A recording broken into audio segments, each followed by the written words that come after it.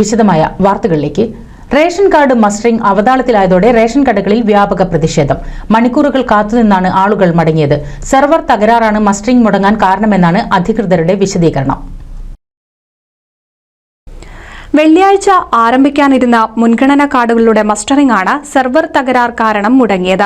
രാവിലെ 8 മുതൽ രാത്രി 7 വരെ ക്യാമ്പ് നടത്തുമെന്ന അറിയിപ്പിനെ തുടർന്ന് റേഷൻ കാർഡും ആധാർ കാർഡുമായി മസ്റ്ററിംഗിനെത്തിയ നിരവധി ജനങ്ങൾ ഇതോടെ പ്രതിസന്ധിയിലായി. വ്യക്തമായ അറിയിപ്പ് ലഭിക്കാത്തതിനെ തുടർന്ന് മണിക്കൂറുകളോളം കാത്തുനിൽക്കേണ്ട അവസ്ഥയിലായിരുന്നു ജനങ്ങൾ. ചിലയിടങ്ങളിൽ റേഷൻ വ്യാപാരികളുമായി പ്രതിഷേധവും ഉണ്ടായി.